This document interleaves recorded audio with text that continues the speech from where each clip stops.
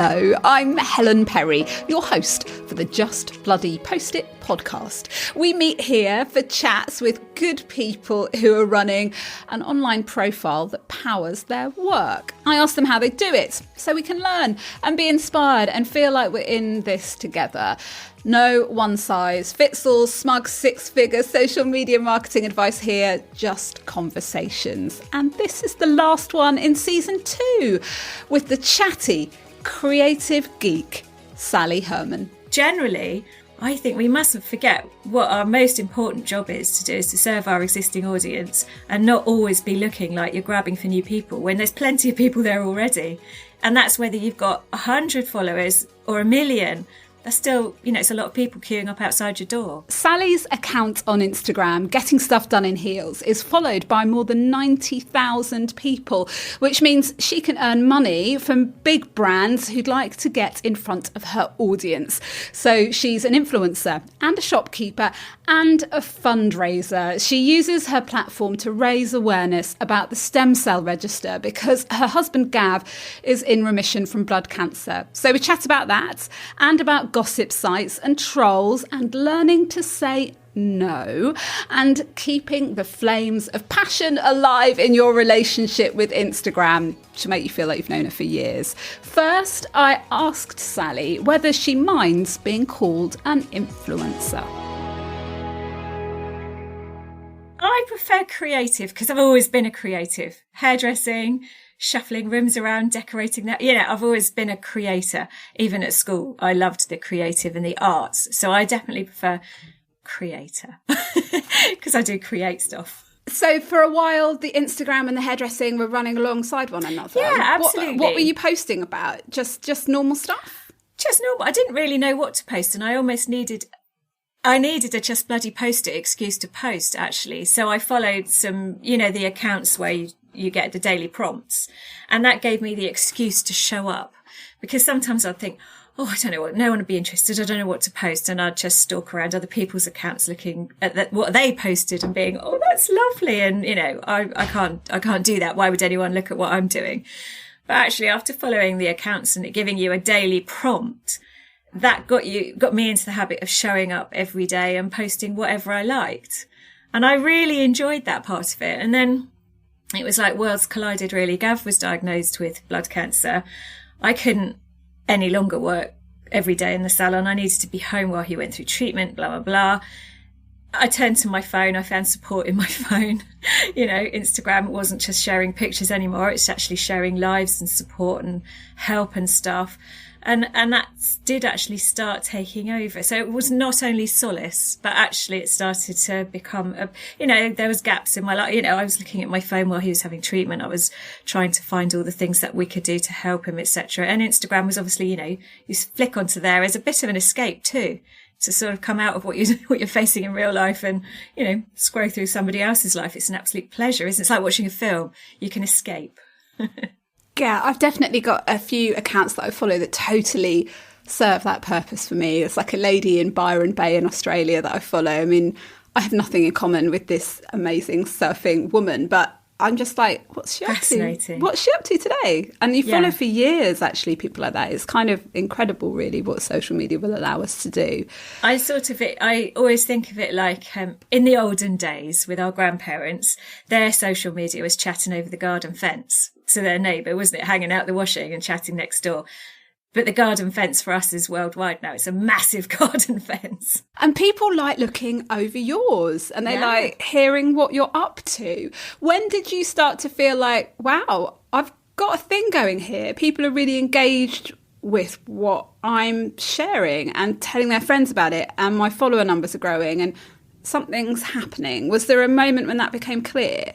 There was a couple of moments. So the first, I think, was, initially when I set up my account, I was private, didn't really post anything. And then when I started following the daily prompts, I set it to public and had about 6 people follow me. So I deleted my account immediately, presuming they would obviously be axe murderers. Weirdos. What are you following me for? So I deleted my account and I was like, look, that's weird. Why are we doing that? Anyway, a few months later, I thought, actually, I quite miss it. I like putting photos somewhere other than Facebook, face cloth, I call it. I I like actually the interaction because of my hairdressing background and the sociable side of it. I didn't always want to rely on family and friends, in their salon, you have complete strangers walk in and they become your friends too. So I loved Instagram for that. So I downloaded it again and decided they're not all axe murderers. So that was the first moment, and it was about 65 followers or something. And then weirdly, then it just sort of ticked along, and you'll probably laugh, but the next moment, I remember it clearly, we were on holiday in Portugal. I was on 29,000 followers, and they introduced the swipe up. That was when I realised, wow, people are clicking on things and doing, before that it really was, and stories was introduced a couple of years before that, I think, I can't remember. Maybe it was the other way around, don't even know. But when they introduced the swipe up, and I remember it clearly because it was that 10,000 point you had to be at that point, and I was on 29, I was thinking, well, I missed the notification about the 10. And so when they swiped up I tested it out with a dress I'd worn on holiday in monsoon or something, and I just linked it. And I didn't know who bought it because I didn't have an affiliate link or anything then. And people were really keen on this dress. And I remember thinking, this is a thing. This is amazing. So that was 2 moments. I'm quite slow on the uptake. And was the swipe up the point when you were able to start making money out of it? Yeah. I was approached by a watch company. I think everyone was approached by watch companies. And they said, would you like a watch? And it was a watch I really liked anyway. So I said yes. And they offered me £75 to put a picture on my grid. So I said, yeah, okay. So that was when I realised, crikey, someone's going to pay me to do something. How much of that is your work now, the sponsored posts and things like that? Because I don't know if you still are, but you have sold things in the past in a shop, haven't you? Yeah, I've got an online shop. So I thought so. Sorry, I didn't know that for a fact. No, that's all right. Tell us about your online shop, Sally. Well, it's weird, isn't it? I can talk about other people's stuff, but my own, isn't it what you were always saying? Just sell your own I stuff. should know. I should know that you've got your shop, because you've mentioned it at least 3 times in the past week. Have you? And this, dear listener, is why you need to listen to Helen and sell your stuff more, because not everyone knows. Even if you post every day, they still don't know. Oh my God, they still don't know. You have no idea how little people know. I know. So. Yeah. Anyway, so tell us about your shop now. Well, I love sourcing stuff. I've been going to Ardell Antiques Fair for the last 30 years probably, and it all started when I found some really beautiful grain sack runners, and I thought, if I like them, other people will. So I bought some, only like 10 or something, and they sold. So then when I had my website all rejigged. It's been rejigged since, but we had an e-commerce bit put on, and I sold. I'm a jewellery designer as well. I used to have a jewellery design company business with one of my best friends, and the jewellery design bit is still there. So I sell lovely little bits of jewellery, things I think people will like because I like them. I tend to now see if I can get them in volume, and there's not much. It's never going to be John Lewis. It's just things I like, what I like, and so far it works. So it's not a massive shop. I sell beautiful baskets, and I've got some bath mats with 2 little drawings on in the shape of a bosom, and some money goes to charity for that. I sell my necklace I designed that raises money for blood cancer charity, DKMS. So yeah, there's a few bits in there, and I bring bits in at Christmas and stuff. So yeah, I should tell people about it more, but I'm much better at telling everyone about what everyone else does. Other people's stuff, picking up other people. No, it's lovely though, isn't it? Because I think there's a shopkeeper in all of us, and to be able to use your online audience to inform what you select for the shop and have these people to sell to, it's lovely. I think we're our own best customers, aren't we? But to answer your question, yes, the shop ticks along in the background. When I've got time, I push it more. And when I'm busy with paid collaborations, I let it go a bit quieter because I can't be out packing orders and also filming an advert for Waitrose at the same time. But you are consistently dealing with brands and sharing that kind of content. And you enjoy it? I absolutely love it because, again, going back to hairdressing, I wasn't with the same people obviously I had the girls in the salon I worked with, which was brilliant. There's the continuity, but I had a new customer every 45 minutes. So the creative and the change is what I love. So working with brands, well, 1 minute it's, an outfit, and the next minute it's something in the house, or, I love the creative challenge of working with brands that I like. Obviously, you don't want to work with brands you don't like, and being given the creative reins to become their sort of spokesperson through my channel for a bit. I find that brilliant and so inspiring creatively. I think it's interesting, or it was interesting to me anyway, what you said at the very beginning of the conversation about maybe having a little bit of awkwardness and reticence about posting on Instagram back in the day, because I mean, to me and to anybody following you now, you seem to be somebody who does it with such ease. And I know that so many people tie themselves up in knots about, oh, should I post this? And when should I post this? And oh God, should I post it today or tomorrow? Or should it be a reel, or should it be a carousel? Or I don't know. Somebody tell me the answers. What would you say to someone who is feeling maybe like you used to back then? Like, how do you become Sally now? I'm a bit maverick. Some people say, I only post at 8 o'clock at night, or I only post at 7 in the morning. I post when I've got time. I'll sling a post out at 2 o'clock in the afternoon. I literally... God, that is living. I know. It's put my life on the edge, isn't it? What time in the afternoon is she's posted? I know. I do that now. That if it's ready, if it's done, if that's the time you've got, if this is the time you've got to do it. Yeah. And I really think, and I think probably anyone listening, I go, oh, it's all right for you. You've got 90,000 followers, whatever. But I don't, like last night I posted, I didn't even use a serious caption. No, not caption, hashtag. Didn't use all 30, never do. I think there's an awful lot to be said for not constantly chasing new followers. I prefer to nurture the people that are already there. Occasionally I'll put a post out that I want it to outreach. I want that reel to do really well, and I want to find new people from it, because they're always new customers or, you know, potentially new brand to work with. But generally, I think we mustn't forget what our most important job is to do, is to serve our existing audience and not always be looking like you're grabbing for new people when there's plenty of people there already. And that's whether you've got 100 followers or 1 million. That's still, you know, it's a lot of people queuing up outside your door. It is. That visualization thing is so important. Even 20 people is a lot of people. If you tried to get them into your little office or whatever, or out the front, you know, you haven't got enough chairs for them. It's a lot of cups of tea to make, mate, I tell you. It is. And, you know, I think I've probably had my biggest successes. And actually, the thing is that serving your people really well does have the end result of you spreading your net wider, because they then go off talking to their mates about you because they love you that much and they love the account that much, and so therefore you do grow. But yeah, that constant state of looking over everybody's shoulder for the next person, it's not how I like to operate. Okay, but I do think it's important to realise that you do have to grow, because actually if you're standing still, what you're doing is dropping back. Yes, because people are disengaging then. Yeah.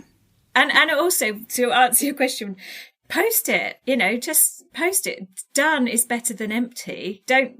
No one's going to remember. Like, there's so many times like this morning, a friend posted, which reminded me I needed to do something. She works in a shop and I needed to order something, and she posted, oh, brilliant. That's reminded me so you've got to show up. You've got to constantly be there to remind people that you are there and what you're selling, what you're doing, what you're saying. You know, it's really important to do that. So just turn up, do it.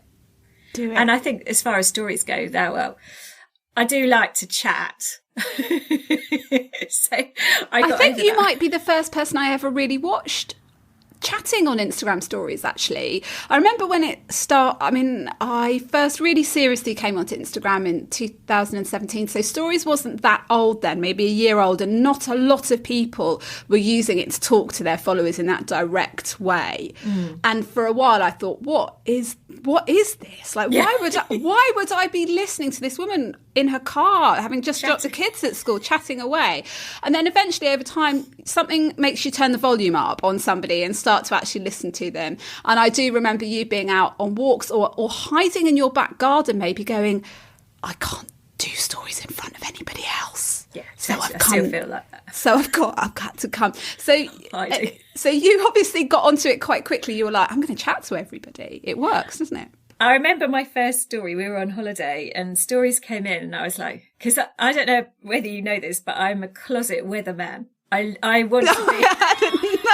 I didn't know. I'm a proper weather geek. I really like the weather, and I like reporting the weather, especially when it's extreme. Globally, or when you're globally away. Would be good, but usually it's just local, you know. Okay, just they haven't dispatched me off yet. But I do quite like, I always like, I think it's my duty if someone hasn't got a window to tell them what the weather is. And so my first ever story, we were on holiday and I did a weather report, and that's how I got into stories, because I just thought, I don't know whether they want to necessarily see what we're doing on holiday, but they might be interested in the humidity.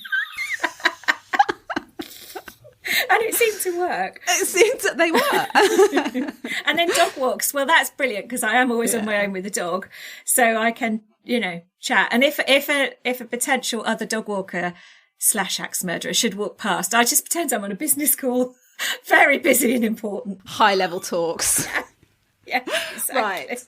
Sally, as we negotiated a suitable time and space to record this, you sent over a few emails saying, let's talk about this, let's talk about that. So I've made a note of the things that you feel you would like to share with the other people who are using Instagram. First of all, trolls or unpleasantness. And it just seems to come with having a bigger following. What's your experience with that kind of thing online? Well, I feel like it's important to talk about, because it's like the great unspoken, it's like Voldemort. And actually, the more you put your head above the precipice, the more you're going to get trolled. But I feel like I am really lucky. I get the odd snippy comment in my DMs, and I'm always mortified, because I think I hate to think I'm a people pleaser. I don't want to offend anyone. Sometimes I feel I'm so on the fence, I've got splinters in my arse. So if I've actually offended someone, I would be mortified. So I would always, if a snippy comment comes in, I do feel it depends how you read that comment. Obviously, if it's a nasty troll comment from an invisible account, you know exactly what you're dealing with, and I wouldn't even respond. I'd just delete it and block that person. But if it's somebody who's cross with you for something you've done, I would always try and, well, first of all, I'd usually apologise, because if I've offended them, I'm sorry I've offended them. I'm not necessarily always sorry for what I said. Is that really how you feel? Does it? I mean, sometimes I've got, very occasionally will get some kind of not even snippy comment. It's less than that, but I feel like you, a bit hurt, but also a bit defensive. Often, like you want to explain what you meant, or you know, that kind of thing. Defensive is often my inside my reaction, but I'll never let it come out. I'll always diffuse it, because that person did message wanting an answer. And I'm sorry they felt that way after reading my stuff. But, if I can't think of an explanation, but I would always apologise that I'd made them feel like that, and then try and diffuse it, because no point in making someone crosser than they already are. And then I forget it. And I'm like, right, we're mates. And actually, when you actually start talking to people, if you've got the time, there's usually a really good reason why they felt that way about something you've said. And if you get to the bottom of it, you actually end up on a much better level with that person afterwards. And I've actually made, I wouldn't say friends, because we don't chat now, but certainly they leave happier than when they arrived. And so do I, because I've got to the bottom of it. But as far as actual trolling goes, say, the trolling websites, I was talking to a girl yesterday and she said, I don't understand why they're not taken down. And I don't know what your views are on this, but I think don't take them down. They'll only spring up again. And everyone's got their right to an opinion. Everyone's got their right to say what they want to say. My issue is twofold. First of all, I wish Google wouldn't rate them so high, because, they do. I've had to delete the actual sites from all my devices, because if I Google my website to get to it quickly, I don't want to see a tattle thread come up. I haven't read my own threads for over 2 years. I can run a perfect tattle thread in my head about myself. I don't need to read what old so-and-so down the road thinks, because she doesn't know me. So Google is a problem. But also I feel quite strongly about this, if we were on the same level playing field, we're all completely transparent. We're there standing by our words with our photograph. We're accessible, we're attainable, we're honest. If the trolling websites were on the same playing field, I would respect them. But what I don't respect is someone who can do it from behind a keyboard and be invisible. So I would say to that person, if you are happy to show your face, show your real name, and have everyone around you, your family, your friends, your employer, know what you're saying, fill your boots. If the thought of being unveiled fills you with utter dread that it's your secret, then stop it. And I think that talking about it can sometimes, you would hope, be enough to jolt someone back into reality, like what you've just said, because it happens behind closed doors, when you're in bed at night, just on your phone, whatever people do when they are moved to go and write this stuff, and it can feel so secret that it's not real. So just by chatting about it and going, oh, this happens, and are you sure? Are you proud of what you said? Would you put your name to it? And if you wouldn't, and if you don't want to be found out for the person that's writing it behind the fake name and the avatar, then think twice about what you're writing.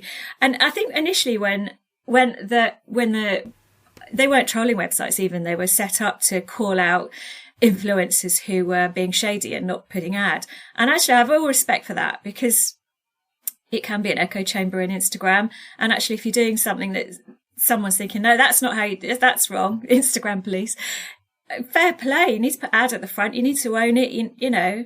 But, and I would say a lot of it is maybe possibly misunderstanding, because I know I'm not in it for the freebies. I don't need stuff. In fact, I borrow stuff and then I return it to do a shoot sometimes. If I can possibly return it, I will. I don't need any more stuff. So, you know, I'm the old days of grabby and she's doing it for freebies, that's so long gone.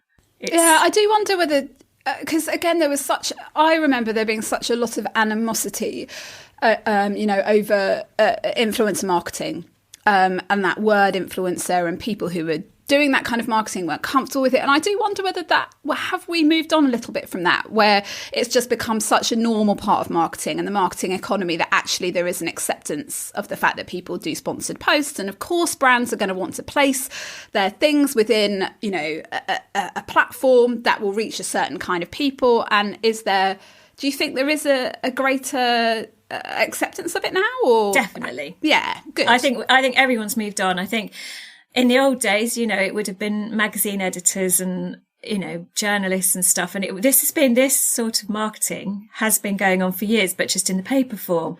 So when it all came online, people that didn't know about how it worked on paper then obviously wouldn't know how the whole advertising and marketing thing works anyway. And I'm not saying that no one understands. I'm absolutely not saying that, but I do feel like there's been definitely a move for more understanding and, possibly a bit more respect on both sides. I think, we as creators need to respect everybody, our audiences, never try and be shifty and pull the wool. If it's an ad, slap it up there. It's, central. It's an ad. And actually, I'm always so proud. That's exactly the word I was going to use. You should be proud of the work that you're doing and the people that you're working with. There's nothing absolutely. to hide. Yeah, I do think we maybe exist in a bubble of grown-up people. Is that patronising? I sense, and when I look at stuff that's going on with the Advertising Standards Authority, that there's a lot of maybe younger influencers who aren't following transparency rules quite as well as other people do. There is room to police it, because everybody should know when something's been paid for, and that's the context in which it's being shared. But I mean, certainly the people I follow, as far as I'm concerned, appear to be utterly transparent about their same. And I think there's a lot of respect in the business, when people do it properly. And a brand, I always think, if a brand is paying me for not only my creative, but access to my audience, I need to make sure that what I put in front of my audience is something that I think they'll like. Smaller accounts, even the under 10Ks, they have still got the ability to charge, etc., with brands, because, it's a lot of people. And it's a high engagement that brand is putting their brand gets in front of all of those eyes, and the engagement on a small account is massively high. So I'd also like to say, if you've got a small account, you've got every bit as much chance of getting a brand deal as a big account. And certainly the bigger you get, actually, the less engagement there is. Yeah, and I would really encourage, people to know the worth of their platform, and they'll have spent time building it up. They've got a really, engaged group of specific type of person. That's gold dust to somebody who wants to sell something to that particular type of person. It's their best way of getting in front of them. Which actually brings me on to the next point, which is about your platform, the value of your platform, and people asking you if they can kind of borrow it or jump onto it to share a good cause or share their thing. This is something that happens to you a bit. It's actually something that happens to me a little bit, but I'm going to let you talk first about how you experience that. I think it happens to all of us. I think it's the art of saying yes at the right time, and it's also the really tricky and I find uncomfortable art of saying no. How does one of those requests come into you? What's that look like? Okay, so it comes in the inbox, and it's not always shared. It's sometimes shared from somebody who says, "I've seen this. Can you share it? I know you've got a big platform, and I would really appreciate if it was shared. It's a friend of a friend of a friend, something like that." And I find it really difficult. The art of saying no gently, I find very, I said earlier, I'm a people pleaser, but I get multiple requests to share good causes. That's generally what I'm asked because of the cancer stuff and the awareness that I raise. And sometimes I will if it fits and I've got time. But generally, if I'm asked to share somebody's cause, which is always close to their heart and always hugely important, I can't always do it because to actually get my audience on side means I would have to spend a lot of time researching their cause. I would have to do stories and captions telling people about their cause. A quick share of a post is like throwing it into space. It's pointless. That's all they're asking for. They're asking for a share, but it's a pointless share. It won't have any traction. And what it does, sadly, is then it neutralizes what I do talk about. And if I shared every single amazing cause I was asked to share, which I always find, like I say, incredibly hard to say no to, it hurts my heart, I would become a page that just shared everyone's causes, and my own cause would massively be diluted.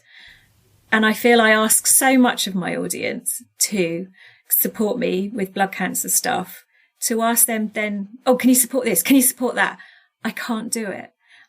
And it's incredibly hard because I know if I had no voice on here and a cause, I probably would want to approach a big account and say, can you share this? Because it's important to me. And of course it is. But sometimes you have to build your own vehicle. And I find it's so hard. It is really hard. It manifests itself differently, and it's easier for me than it is for you because it doesn't tug on the conscience as much. But for me, it will be people generally sort of contacting me asking if I can share something about a course they're running, an event they're running, and that kind of thing. Like, again, which feels like a slight lack of understanding of what would be involved in really sharing something. And can you share things that you don't know enough about? And you've got to do it justice. You can't stand by it. Can I vouch for this? Do I have any experience of it? So I would urge people to understand what they're asking when they're asking that, and I suppose appreciate the effort and time that goes into building and maintaining an audience or a platform of your own. Yeah, and I think maybe, everybody that asks me is one person. They're asking one person one thing, but I'm being asked 100 things by 100 people, and it puts me under sort of a pressure that I just desperately want to help, but I can't do it because it would dilute my page so much people would stop listening to me. Oh, I can hear the stress in your voice about it. Can we talk a little bit about the campaigning aspect of your Instagram? You told us about what happened to Gav. He's well now and at the moment. Yeah, he's in remission. But you use your platform to raise awareness, raise money. What have you been up to? I've done loads of stuff, Helen. Oh my God, I've got this death wish, I'll tell you. So I did. What with dicing with the axe murderers on Instagram? It's a miracle I'm still here. It's a miracle that you're here. So when Gav was diagnosed 7 years ago, blood cancer, all I knew was that my uncle died of blood cancer 25, maybe 30 now, years ago, and he died 2 weeks after diagnosis. So I was hardwired, utterly terrified. And this was over Christmas. So his results took 3 weeks to come. And I was like, we could be dead in 3 weeks. I know so much more now. I understand more now. And he went into treatment. So I learned about his treatment. I learned about the difference between immunotherapy and chemotherapy and blah, blah, blah. And while he was in treatment, I had a lot of time. I don't Google stuff. Dr. Google is nobody's friend. And you're likely to find a load of old stuff from 25 years ago, which say you die within 2 weeks, Google a headache, you're going to be dead within a week, aren't you? So I found safe places online, and then I discovered DKMS. Anthony Nolan is also another stem cell register. And I started learning about stem cells, and I'd always buried my head in the sand with stem cells. I just thought it was a hideous operation. It may give me the heebie-jeebies. But actually, it's not. It's 3 swabs in your mouth. And we're all used to swabbing now, aren't we? And send them back in an envelope, and then you're on the register, because it's to save the life of a patient with blood cancer. If the criteria fits, they can survive via a stem cell transplant. And that to me is magic. That possibly... And sometimes I see you now sharing when somebody's told you that a match has come in. That must be amazing. Oh, it makes me cry every time. So, if I needed, or if you needed a stem cell transplant as a life-saving option, because you have blood cancer, your brother or sister may not be your match. But a complete stranger walking the planet in any country around the world could be your genetic match. And it's nothing to do with blood. It's the cells within your blood. So it doesn't matter what blood type you are. In fact, if you're given a stem cell transplant, 100 days after transplant, your blood will switch to your donor's blood type. And you have to have all your baby vaccinations again. Wow. It makes me go goosebumps, Helen. I will put the links in the show notes if you would like to join the stem cell register. Thank you. And learn about what that involves and how you could do it. And if it really is that simple, why aren't we all doing it? It's and every every set of swabs, you get the option. You don't have to pay. It's completely free, or you can opt to pay. It's £40 to process. So that's why I do all the stupid things I do, like throw myself out of aeroplanes and down high buildings and stuff to raise money so that they can keep processing the swabs. What a brilliant way to be able to use your platform. What do you think, Sally, your Instagram future holds for the business, for your fundraising? How do you feel about the platform now? I'm so happy with it. Are you an Instamoner? Are you like, they keep changing it? No, love it. Reels. Oh my God, I'm so here for changes. I love it. They did reels. I'm like, brilliant. Sign me up. What are we doing next? No, I hate it when things stand still. I don't even like it when my lounge is the same for more than a month. I like shuffling stuff around, so that transfers to all areas of life. So yeah, I love reels. I know there was a huge big old and there's still a place for a static photo because we can enlarge it, we can look at it and appreciate its beauty. But there's room for everything. We don't all have to be dancing and lip syncing. People really struggle with the changes on Instagram, like it's been done particularly to, affect their reach. What kind of reels do you make? Because I know that you adopted them and enjoy them and love them.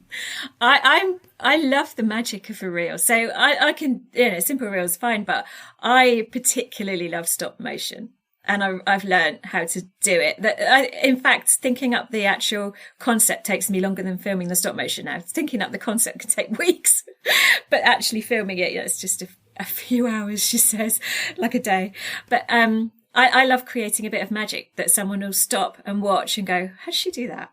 And that's a lovely, what I love. It depends when you're listening to this, but you did a lovely collaboration reel with some other interiors accounts. What was that, last week or the week before? If you're listening to this kind of in real time-ish, then go and have a look on Sally's feed. Was that a Christmas campaign? Yeah, it was for Cox and Cox, and it was a sort of pass the parcel. Yes. So it went. Describe it. It was so cool. Yeah, the concept was simple. We just had to work out transitions. So basically, we all had a Cox and Cox brochure. And out of the brochure popped something that somebody had given us as a Christmas present or as a gift. Mine happened to be a lamp, and I lit it with some magic lightning coming out my finger. Katie from Come Down to the Witch, she edited it all together. She was in charge of doing the edit. And then I passed the brochure out the side of the screen, and somebody else got it, and then somebody else got it, and then we all had different things pop out the brochure. So it's a visual idea of when you're shopping you open a brochure and you want to buy something, but imagine if it popped out the brochure in front of you. So it was really good fun. And in fact, all the props for that were lent and returned to Cox & Cox. Oh, good to know.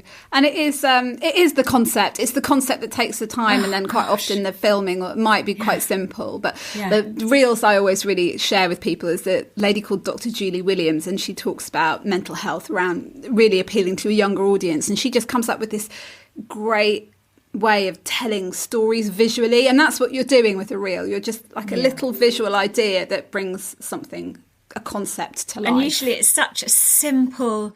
I did one for Jules, and it was before the Cox & Cox one, and it was about internet shopping and shopping their small brands online.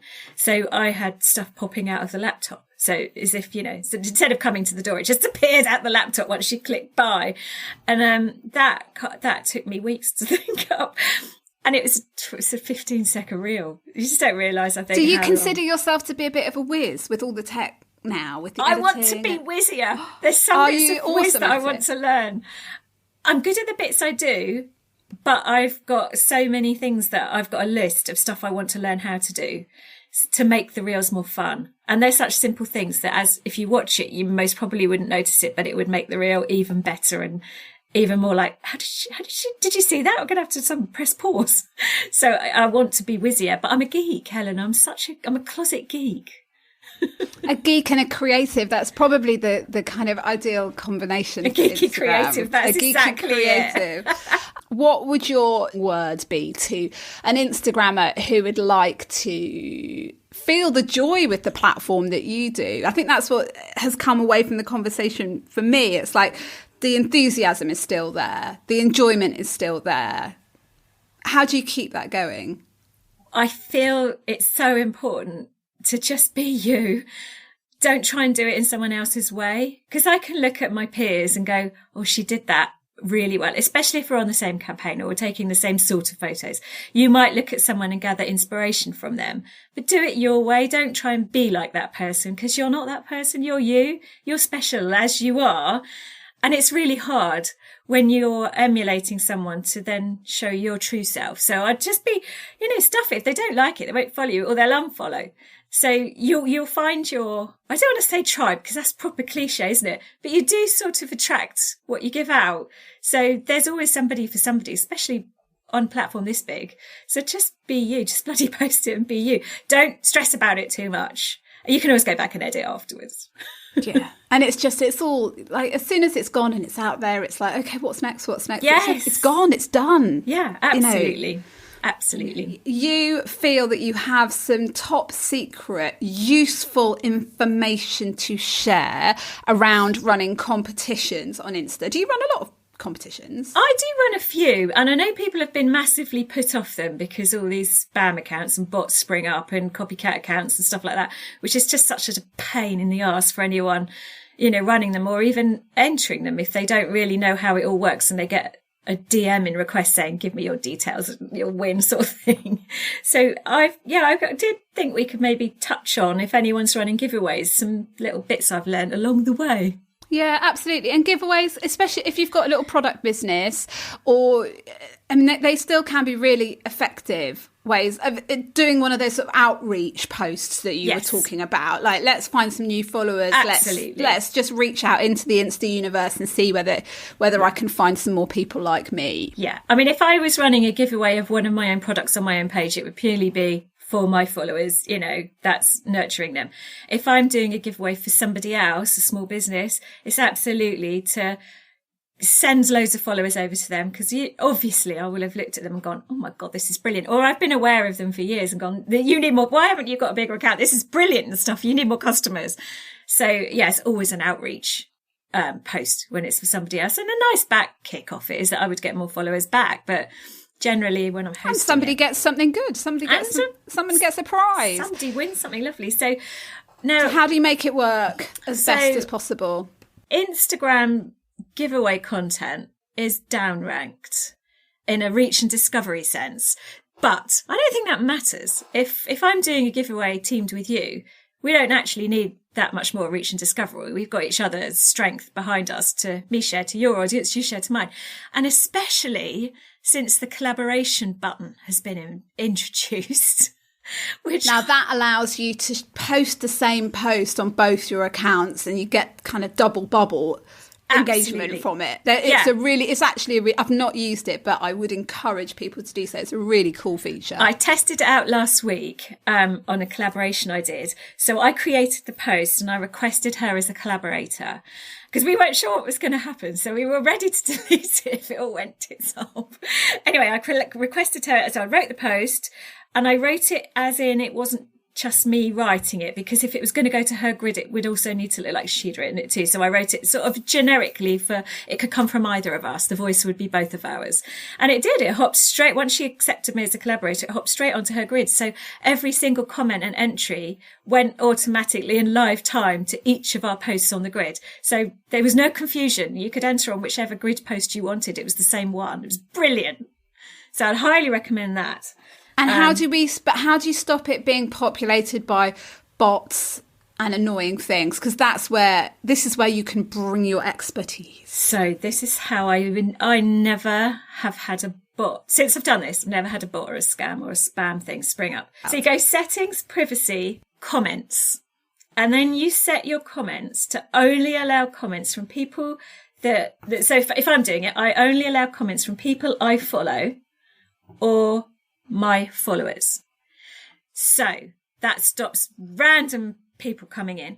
It also would stop people coming in and entering when clearly the only rule of the competition is that generally you follow both people. I have it on there as a safety privacy. So only people that follow me can comment on any of, if you're going to come to my house, you have to be following me. If you want to comment on my media, you have to be following me.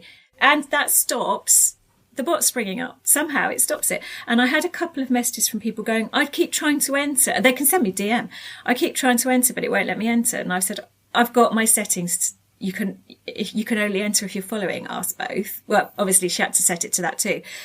But feel free to unfollow afterwards. It's not to trap you in. It's not to like, you're stuck with me now.